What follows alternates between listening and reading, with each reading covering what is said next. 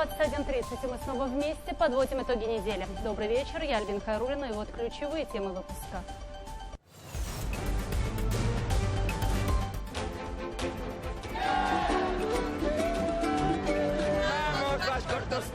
Первая в России, лучшая за всю историю.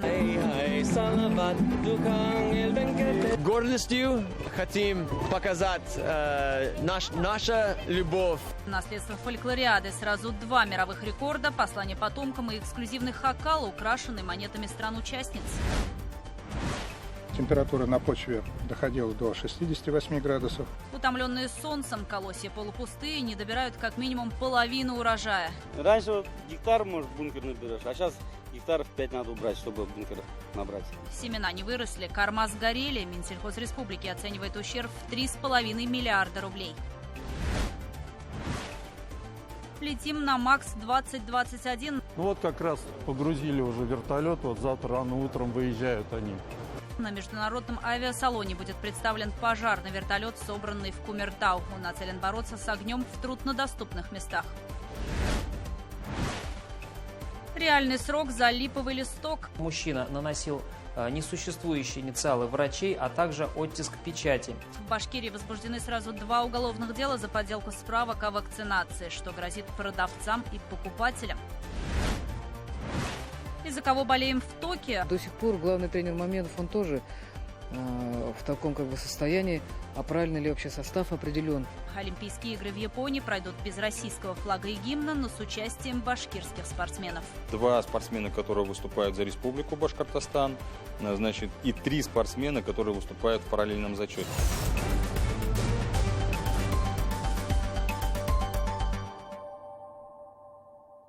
Первая в России, лучшая за всю историю. В Уфе прошла церемония закрытия 6-й Всемирной фольклориады. За прошедшую неделю более 1000 участников из 30 стран знакомили жителей и гостей Башкортостана со своей культурой, традициями и народными промыслами. А концертной площадкой стала не одна сцена, а вся республика. Более 500 выступлений в 22 городах и районах посмотрели 3 миллиона зрителей.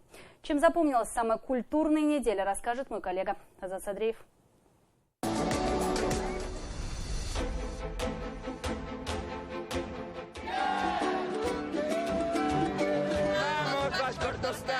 К этому событию готовились 5 лет и 2 года ждали гостей. И вот представители 37 стран по красной дорожке идут на церемонию открытия культурной олимпиады. Ее назвали лучшей за всю историю. Такого шоу еще не видели.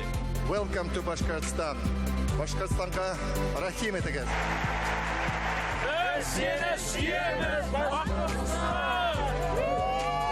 Парад участников фольклориады в национальных костюмах поражал фасонами, украшениями, колоритом. Это был настоящий карнавал культур. Многие наряды имеют вековые традиции. Наследный принц из Камеруна привез с собой военный костюм из человеческих волос.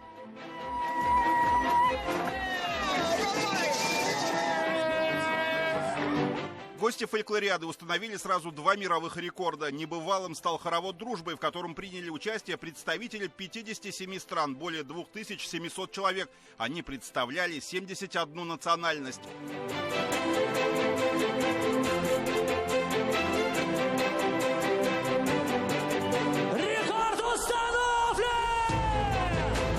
Фольклориада прошла не только в Уфе. Гостей принимали 22 муниципалитета. Артисты проехали с концертными программами около 10 тысяч километров по всей республике. Американцы порадовали жителей не только своими традиционными танцами и песнями. Гордостью хотим показать нашу любовь всем людям. Мы полюбили фольклориаду, всех людей в Башкортостане. Хочешь домой?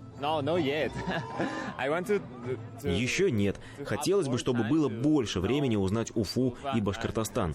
Не хочется, чтобы фольклориада заканчивалась. Не хотели этого и зрители фольклориады. Подсчитали, что их было свыше 100 тысяч человек. Многие артисты приехали в Башкортостан со своими семейными коллективами. Это моя семья. У меня 6 детей и 23 внука. Это моя внучка Клара, мой внук Гарри. Это моя дочь. Это моя племянница. А кто-то нашел членов своей семьи в Уфе. Артист ансамбля песни и танца Национальной гвардии Республики Казахстан впервые встретился с родным братом своей бабушки. Он прям вот встретил меня с такси, я как вышел, он прям чувствовал, что это я. Вышел, прям обнял как своего родного сына. Прям. Он говорит, сразу я узнал тебя, прям по взгляду, я говорю, я тоже. В Нефтекамске исполнилась мечта артиста из Хорватии. Министр культуры Башкортостана Амина Шафикова подарила Михаилу Бишковичу башкирский курай. Национальный инструмент приобрела на память и эстонка Криста Тельдмаркер. Просто влюбилась в его звучание. Ну, мастера хорошо играют, ну, как всякие инструменты, а так сложно. Будете учиться дома уже, да? Ну, буду. YouTube учит. Ровно неделю назад церемонию открытия 6-й Всемирной фольклориады участники назвали лучшей за всю историю. Не менее запоминающимися станут и проводы культурной олимпиады. Однако пока взгляды людей прикованы не к главной сцене, а к уфимскому небу над акваторией реки Белая. Там гостей и участников Всемирной фольклориады приветствует пилотажная группа «Русские витязи».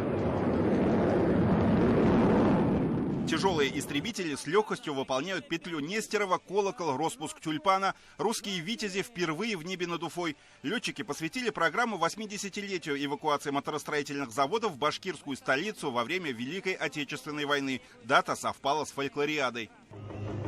Отстрел тепловых ловушек, аплодисменты группе!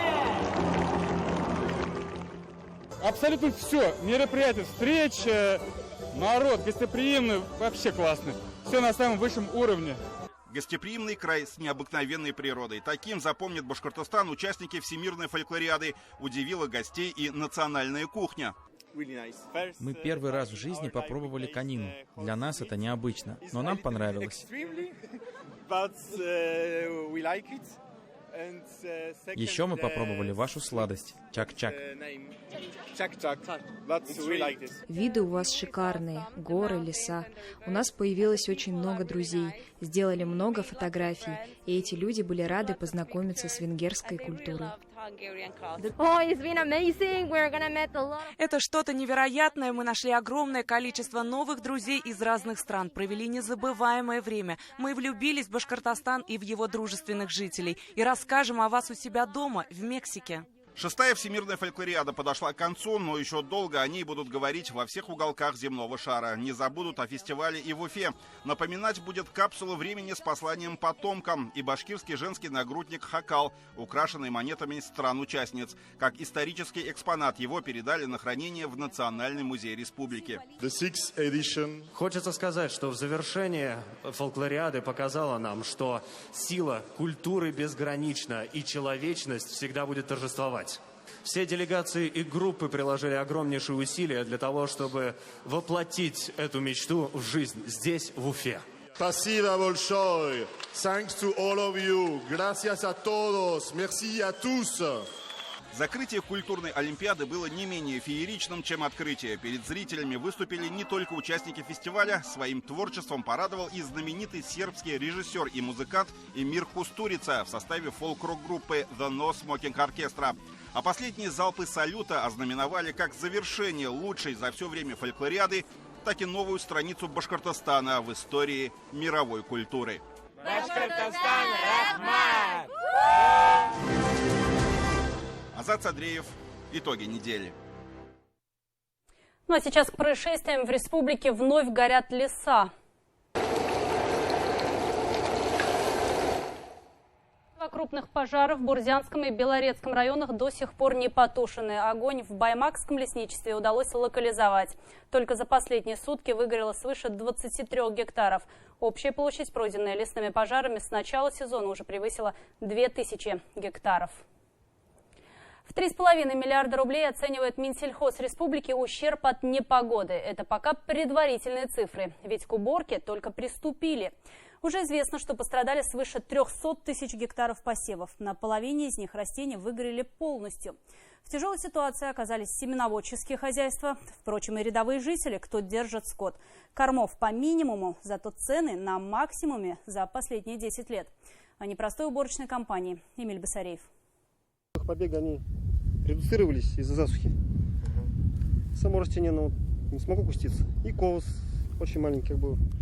По потенциалу он должен быть вот такого размера, то есть в 2 раза больше. Такими растениями аграриям вряд ли можно хвастаться. Невысокий стебель, да и колоски полупустые. Озимая пшеница сгорела под солнцем. Шелуши мы видим. Зерно щуплое. Не смогу налиться, наполниться.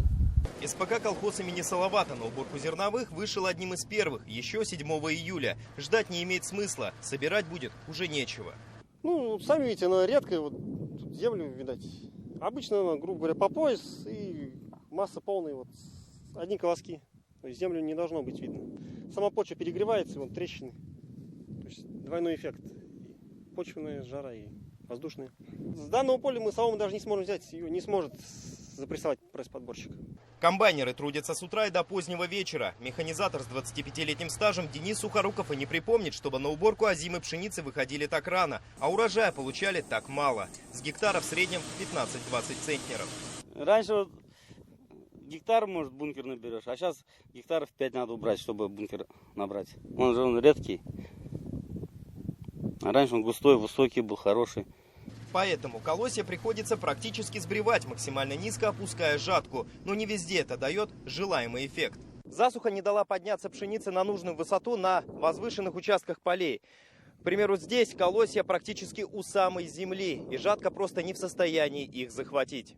Надежду в Мелюзовском районе возлагают на яровую пшеницу. Культура дала высокие стебли и наливные колосья. Главное, чтобы погода не подвела и прошли долгожданные дожди. А вот в Илишевском районе сетуют, что урожая практически не будет и у яровой пшеницы. Экстремально высокие температуры были, доходили до 36 градусов. Температура на почве доходила до 68 градусов. В связи с чем вот такая ситуация у нас сегодня с посевами. Последние дожди прошли буквально у нас в воскресенье. Вот мы здесь можем видеть, что практически после этих дождей стали появляться всходы пшеницы. На таком поле, по всей видимости, придется делать раздельную уборку, что накладывает дополнительные затраты. У аграриев здесь встает вопрос, окупятся ли хотя бы закупленные удобрения. Когда сена много, 2 дня надо, чтобы ждать, чтобы сохло. А в этом урожая мало, уже на следующий день можно уже собирать. Заготовка кормов тоже оставляет желать лучшего. Под палящим солнцем не густые многолетние травы. В некоторых районах уже думают о закупке кормов у соседей. А забивать скот – крайние меры, на которые идти вряд ли кто хочет. Хватит корма-то для вашего скота? Ну, для своего хватит, наверное, да. Для своего хватит. В продажу нет, наверное, в этом году не будет. То есть вы на продажу еще обычно, да, предыдущие года делали? Да, на продажу, чтобы купить соляру, потом на расходы. Тем временем региональный Минсельхоз планирует введение режима ЧС. Из-за засухи пострадали посевы 335 хозяйств, а это более 300 тысяч гектаров. По предварительным данным, ущерб может составить около 3,5 миллиардов рублей. Эмиль Басареев, Артур Шамсудинов, Булат Садриев, Вадим Исламов и Рустем Галямов. Итоги недели. В помощь аграриям синоптики прогнозируют дожди. В ближайшие дни ожидаются грозы, ливни, местами не исключен град. Жара потихоньку сдает свои позиции. Температура воздуха ночью опустится до 7-10 градусов тепла. Днем столбики термометров не покажут выше 25 градусов жары. Будущее промышленности обсуждали на этой неделе в Екатеринбурге на международной выставке «Иннопром». Пандемия коронавируса ускорила цифровую трансформацию. Об этом заявил председатель правительства России Михаил Мишустин. Экономика страны, система образования, рынок труда перестраиваются под новые реалии. Башкортостан среди регионов стал одним из лучших, кто это делает. Республика заняла первое место в рейтинге эффективности промышленной политики за 2020. Что это значит, узнала моя коллега Екатерина Тимиряева. Я робот-помощник. Человекоподобный робот-сотрудник для офисов МФЦ по имени Алекс собрал не один изумленный взгляд на международной выставке «Иннопром». Говорит на нескольких языках, а все его функции уже прописаны в программе. По задумке, Алекс сможет направлять потоки клиентов к свободным окошкам, а также проводить необходимые манипуляции с документами. А это уже собаки-роботы, которые могут не только развлекать публику, но и доставлять медикаменты и продукты питания. Умеет подниматься по лестнице – это главное. Вещь, почему эти роботы становятся эффективнее, чем колесные и гусечные механизмы. им пока аналогов не было до момента преодоления именно препятствий и степени свободы в виде лестницы. Или просто перешагнуть через трубу или препятствие. О трансформации промышленности говорил и глава правительства России Михаил Мишустин. За ближайшие 10 лет должны быть достигнуты двукратный рост эффективности оборудования, в 1,5 раза высокотехнологичные рабочие места. Под новые реалии перестраиваются система образования и рынок труда. Например, сегодня для обслуживания роботов не хватает 19 тысяч специалистов. Чтобы быстро и безопасно перевести промышленность в цифру, необходимо будет решить ряд системных задач. Прежде всего, проработать вопросы обеспечения кибербезопасности, продумать надежные системы защиты данных, спроектировать эффективные системы энергосбережения. Нужен полноценный охват населенных пунктов широкополосным интернетом и связью. Башкортостан лучше других понимает тренды и вызовы будущего. Республика заняла 1-е место в рейтинге эффективности промышленной политики. Минпромторг исследовал регионы страны по 40 критериям в 4 направлениях. Среди ключевых показателей – меры поддержки промышленности, принятые в регионах, деловая активность, показатели промышленного производства в регионе и другие. Башкортостан занял 1-е место. Какие здесь другие слова излишни? Молодцы, хорошая работа. Делегацию Башкортостана на Иннопроме возглавил глава республики Ради Хабиров. Он поблагодарил Федеральное министерство промышленности и торговли за поддержку в тяжелый пандемийный год и отметил, что 1-е место в рейтинге эффективности промышленной политики – это и оценка деятельности предприятий. 1-е место – это большая честь, и это, знаете, усиливает нашу веру в себя и то, что мы правильно двигаемся. Инвестчасы, промчасы, наши системные работы. Постоянно действующая рабочая группа. Да и просто, знаете, вот... У меня, наверное, как у человека, большая жизнь все-таки гуманитарная, всегда было преклонение перед теми, кто вот непосредственно создает блага. Это вот рабочие, это инженеры и руководители, директорский корпус.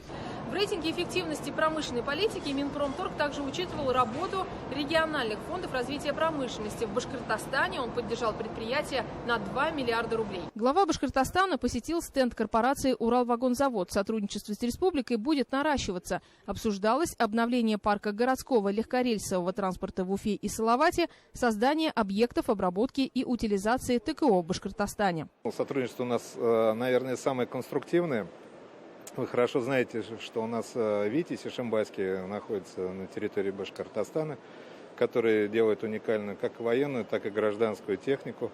У нас уже хорошие традиции сложились много-много лет, и сейчас мы их поддерживаем и расширяем. В сложных условиях пандемии сохраняются хорошие темпы развития индустриальных отраслей республики. За 5 месяцев 2021 года индекс промышленного производства составил 101,5%. Как сказал глава республики, особенно радуют обрабатывающие производства – плюс 5,6%. Для экономики республики это важно, поскольку в валовом региональном продукте на их долю приходится почти треть. Екатерина Семиряева, Артур Ханов, Виктор Демидов. Итоги недели. Ну и вот еще одно достижение. Модернизированный вертолет К-32А-11М, произведенный в Башкортостане, презентуют на международном авиационно-космическом салоне МАКС-2021. Винтокрылая машина нацелена тушить огонь в труднодоступных горных районах. Маневренный, мощный, система пожаротушения отныне не импортная, а собственная разработка. Руслан Батыргареев продолжит тему. Ну вот как раз погрузили уже вертолет, вот завтра рано утром выезжают они на МАКС. Тот самый модернизированный противопожарный вертолет К-32А-11М. На международную выставку МАКС-2021 винтокрылая машина отправится не своим ходом, а на борту грузового самолета. Благослови его. Стеклянная кабина с бортовым радиоэлектронным оборудованием и более мощные двигатели. Программа модернизации К-32 позволила улучшить летные характеристики машины для работы в жарких и горных регионах. Обновили и систему пожаротушения. Она спроектирована и изготовлена на КУМАП в рамках импортозамещения. Ранее эта система закупалась за рубежом, и объем бака составлял 3 тонны. Теперь он рассчитан на 4, и в нем имеется цифровое управление. Сделали на конструктора нашего завода полностью. Все. Не тяжелый, да? Наоборот, он, благодаря тому, что уголь используется, облегчен. Американский счет. Он тоже стеклопластик. В 2020-м на предприятии изготовили 4 вертолета К-32-11BC и провели ремонт еще 4 машин. План на этот год выпустить 7 вертолетов и модернизировать еще 15 винтокрылых. А ведь буквально пару лет назад КУМАП находилась в тяжелом финансово-экономическом положении. По инициативе Радия Хабирова была создана совместная рабочая группа, куда вошли представители от республики, Ростеха и управляющей компании «Вертолеты России». Был разработан ряд мероприятий для загрузки предприятия и сохранения его потенциала. Весь 2019 год у нас прошел под тяжелейшими переживаниями по судьбе завода. Все уже сейчас забыли об этом, но ведь тогда уже на определенном уровне велся разговор о том, что предприятие из категории серийного предприятия будет переходить в агрегатное предприятие. То есть будет собирать какие-то агрегаты, а летно-испытательный центр уйдет, серийная сборка уйдет. То есть практически мы потеряли бы вот такое мощное предприятие.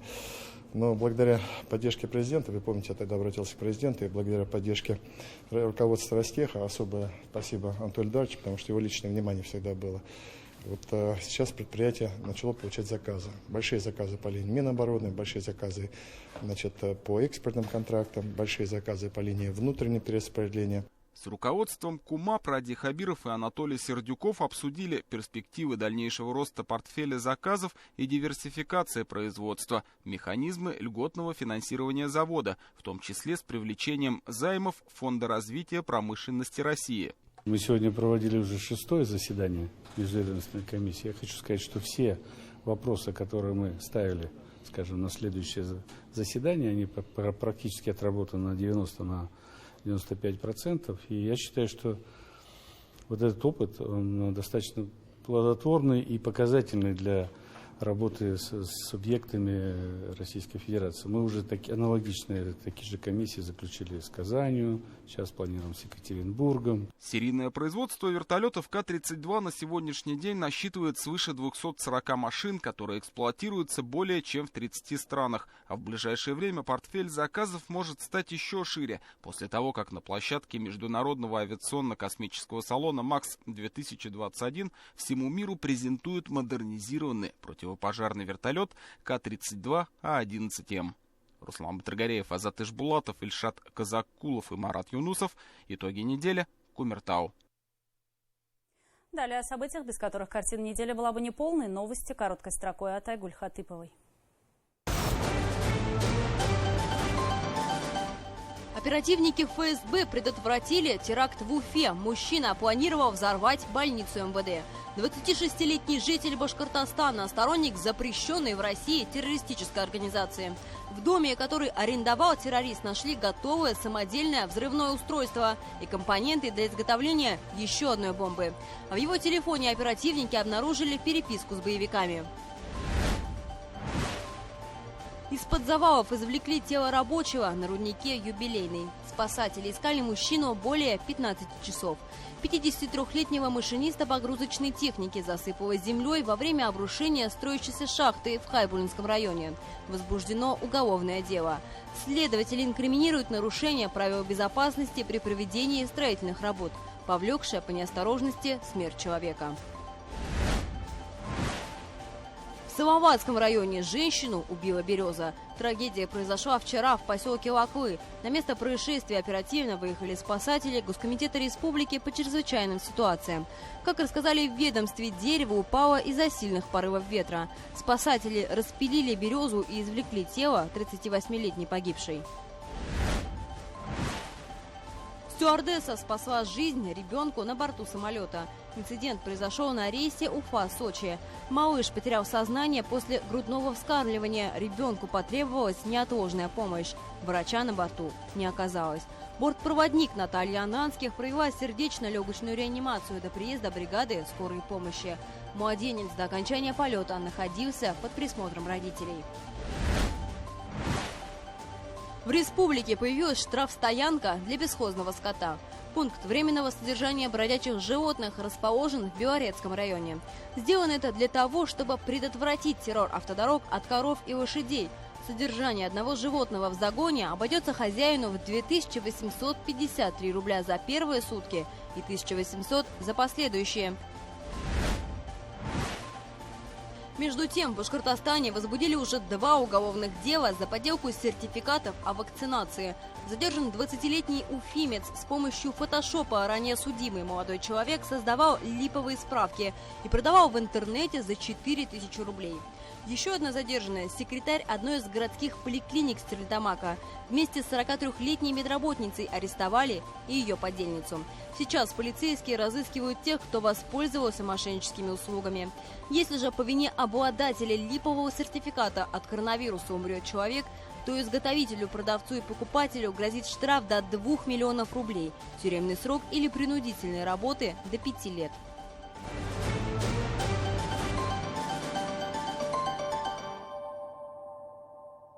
К слову, антиковидные ограничения в Башкортостане перенесли еще на 2 недели. Речь о наличии справок о вакцинации или отрицательного ПЦР-теста при посещении кафе, салонов красоты, фитнес-клубов и пользовании международными пассажирскими перевозками.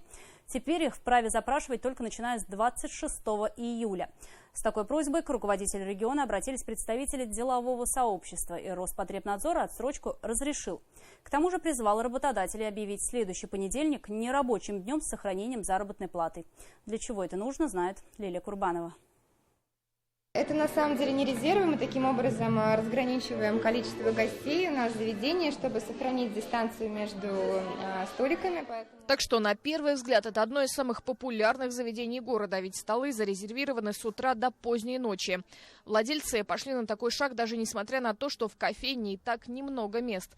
Говорят, это лучше, чем перспектива нового локдауна. Бизнес с ужасом наблюдает, как умирает общепит в других регионах страны, и надеется, что в республике это не повторится. Мы видим опыт Москвы, где заведения потеряли до 90% выручки после введения QR-кодов. И считаем, что нужно работать вместе с властью в этом плане, то есть заниматься просвещением гостей, чтобы они вакцинировались добровольно. Владельцы сети пиццерий Оксана и Элио Капиэлло говорят, что рады тому, что в Башкортостане спокойнее, чем на родине предпринимателя в Италии. Если мы ничего не сделаем навстречу, мы только назад отходим. И потом опять будем сидеть все дома. Совсем не хочется, я думаю, никому возвращаться снова к тому, что мы по справкам будем ходить на работу, на удаленку. Думаю, что никто этого не хочет. Бизнес обратился с просьбой перенести новые ограничения. Как пояснили в Минторговле, на имя Радия Хабирова было направлено несколько писем от профильных ассоциаций бытового обслуживания населения и общепита. Основной посыл письма был с просьбой к Радию Фаридовичу отложить те ограничения, которые планировались у нас изначально 9 числа, потом они были перенесены на 12. Потому что данные ограничения, они подразумевают запрет на обслуживание посетителей, которые не имеют одного из 3 документов. Это либо справку о вакцинации, в том числе первым компонентом, либо медицинскую справку о медотводе, то есть это те граждане, которым по тем или иным причинам не рекомендуется делать прививку. И третье – это отрицательный ПЦР-тест. По данным Минторговли Башкортостана, представители сферы общепита и обслуживания населения сами активно вакцинируются. В ряде предприятий прививки сделали до 80% коллектива. В данном случае мы не возражаем против внесенных изменений, так как при анализе эпидемиологической обстановки установлено, что вспышечная заболеваемость среди сотрудников объектов питания общественного не регистрируется. Больные при опросе заболевания связывают не с посещением мест питания. Основными местами инфицирования у нас остаются на сегодняшний день это семейные очаги. На основании этого письма глава Башкортостана Радий Хабиров и внес изменения в указ о режиме повышенной готовности. Согласно новой редакции документа, требовать справку о вакцинации, в том числе первым компонентом, о противопоказаниях к прививке или об отрицательном результате ПЦР при посещении ресторанов и других учреждений социально-бытового профиля пока не будут. Сроки перенесены с 12 на 26 июля. Кроме того, у жителей Башкортостана в этом году могут появиться 4 дня выходных с 17 по 20 июля включительно. Сегодня сократился срок инкубационного периода до 4-5 дней. Если мы выделяем несколько дней, 4 дня, когда люди могут побыть в семьях, на природе, на дачах, изолироваться, не идти в большие коллективы, как раз вот за эти 4-5 дней произойдет еще один срок, в течение которого нам позволят снова рассредоточить больных, здоровых, инфицированных. А для тех, кто вакцинировался в эти сроки, как раз это будут дополнительными днями отдыха, когда они спокойно будут ждать, когда выработаются антитела. Обязательный режим самоизоляции должны соблюдать прибывшие в Башкортостан из-за рубежа, в том числе транзитом через другие регионы России, до получения результатов теста ПЦР. Если житель сделал прививку от коронавируса в течение последних 12 месяцев или переболел COVID-19 за последние полгода, то проведение теста не требуется. Медики рекомендуют сделать прививку, чтобы не пролететь с отпуском. Лилия Курбанова, Екатерина Тимиряева, Гульнас Нураева, Владимир Шевчук. Итоги недели. Олимпиада в Токио стартует 23 июля и завершится 8 августа. Игры перенесли с 2020-го из-за коронавируса. В Японии сам факт проведения спортивного форума в пандемию вызвал шквал недовольства. Но тем не менее Олимпиада состоится. 150 мужчин и 185 женщин в составе национальной команды. Среди них есть и представители нашей республики. Кто они, знает Артем Кочешев. Босоногая девчонка с каноэ наперевес. Алсу Миназова уже давно не была в Уфе, в родном Илишевском районе тем более. Она давно переросла уровень Инорсовского канала, с которого начинала спортивную карьеру. Сейчас в основном занимается в Москве. Пройти путь от Инорсовского, Уфимского нашего канала до Олимпийских игр, наверное, помогло в какой-то мере любовь к этому виду спорта, конечно же, поддержка моих родителей, тренеров моих первых, которые со мной работали. Алсу Миназова отобралась на Олимпиаду еще в 2019-м на чемпионате мира в женском каяке. Поскольку в 2021-м на чемпионате Европы не смогли получить еще одну лицензию в классе женское каноэ, то по правилам спортсмен может отработать 2 дисциплины. Алсу по силам выступить успешно, уверена первый тренер Валентина Егорова. Характер, конечно, любой позавидует. Я, по крайней мере, завидую, насколько она умеет настраиваться, собираться, организовываться полностью. И свой, скажем так, чисто дневной режим, и спортивный режим во время тренировки. Все там четко идет. В гребле, на байдарках и каноэ выступят еще 2 спортсмена, выступающие за Башкортостан параллельным зачетом. Александр Сергеев и Варвара Баранова. Традиционно есть представительство и в фехтовании. Но на сегодняшний день это 5 спортсменов. Это 2 спортсмена, которые выступают за Республику Башкортостан, значит, и 3 спортсмена, которые выступают в параллельном зачете. При этом мы проанализировали итоги Олимпиады 2016 года. В 2016 году за Республику Башкортостан выступало 4 спортсмена. У рэперистов получился очень напряженным отбор на японские игры. В итоге Аделина Загидуллина вошла в основной состав, выступит в личных и командных соревнованиях. В этом сезоне травм очень много было, и я очень много проходила лечение, поэтому тяжело было, и приходилось показывать результаты. Но удалось набрать определенные очки, и как раз к концу отбора травмы вроде как обошли стороной. А вот победитель и бронзовый призер Рио Тимур Сафин сможет фехтовать только в команде. Путевку на игры завоевал в противостоянии с Алексеем Черемисиновым. Сезон очень тяжелый, непростой, и вообще такого никогда не было.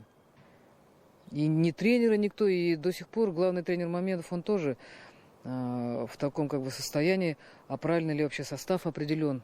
Загадок хватает. Можно ли говорить о Гульнас Губайдуллиной и Ульяне Баташовой, как о наших спортсменках? Тоже вопрос. Девушки выступают за Ямало-Ненецкий автономный округ и Новосибирскую область, плюс параллельным зачетом за Московскую. Но начинали карьеру в Башкортостане, равно как и Аделина Ибатуллина. Она завоевала именную олимпийскую лицензию по результатам конкретного старта и на заключительном отборе июньском чемпионате мира выступила лучше Баташовой, но в итоге осталась в запасе. Поэтому можно ли считать нынешнюю Олимпиаду истинным показателем спортивных результатов и достижений, сказать сложно. Остается принять ситуацию и ждать игр, которые уже по привычке пройдут без российского флага и гимна. Артем Кочешев, Роза Хабибуллина. Итоги недели.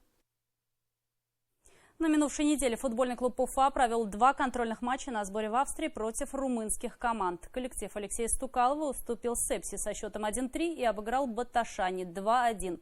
Впереди еще один матч с чешской командой, которую можно будет увидеть в прямом эфире в понедельник. В продолжении темы материала Александра Усманова. Матч между Испанией и Италией – футбольная классика. Фанаты друг друга недолюбливают. Но в Уфе все случилось иначе. Участники фольклориады собрались в лобби отеля и устроили дружеский просмотр матча. К ним присоединились австрийцы и представители Армении. По итогам встречи Италия пробилась в финал, но в уфимской фан-зоне сильно из-за этого не расстроились. Теперь в твоих глазах не потеряй его и не сломай. А пока в Уфе пели и танцевали на фольклориаде, Алексей Стукалов знакомил австрийцев с репертуаром песни «Максим». Певица находится в тяжелом состоянии в больнице. Так Алексей Борисович решил поддержать девушку. Футбол – это та же самая жизнь. Понимаете? 1%, если есть, надо ложиться косьми. Я вас всех люблю. Такие мотивационные речи улучшают микроклимат в команде и добавляют ей уверенности. Сейчас у Уфы тяжелая подготовка. Сборы длятся больше месяца. Поэтому важно поддерживать эмоциональное состояние игроков на хорошем уровне. Этому способствуют и контрольные матчи. Первым соперником на прошедшей неделе у уфимцев был румынский Сепси. Команды сыграли 3 тайма по 45 минут. Уфа уступила 1-3. Кротов сзади получает передачу. Надо бить. Слава! Гол! Кротов открывает счет. А это первый мяч на сборах от Вячеслава Кротова. Полузащитник Уфы пропустил часть подготовки из-за болезни. Сейчас постепенно набирают форму и помогает команде. Благодаря этому голу и мячу от Александра Соплянова башкирский коллектив одержал победу со счетом 2-1 над Баташани. Интересная получилась игра с обилием, опять же, наших голевых моментов. К сожалению, мы, если бы реализовывали хотя бы половину, то счет был, наверное, другим. Ну, в целом, опять же, уже где-то и усталость поднакопилась. Все-таки 17-й день на сборах, и много игр сыграли, 16-17 человек, но тем не менее ребята выглядят достойно. Продуктивная подготовка Уфы в Австрии подходит к концу. В понедельник команда Алексея Стукалова проведет игру против одного из сильнейших клубов Чехии. Матч против Виктории Плезень начнется в 20:00. Прямую трансляцию вы сможете увидеть на нашем телеканале. Этот поединок станет заключительным для Уфы в Австрии. Во вторник, 13 июля, команда вернется домой и продолжит подготовку на Бэтбум-арене. Александр Усманов. Итоги недели. А такой выдалась уходящая неделя. Сразу после итогов не пропустите специальный репортаж Артура Шамсудинова «Утомленные солнцем». До встречи в эфире.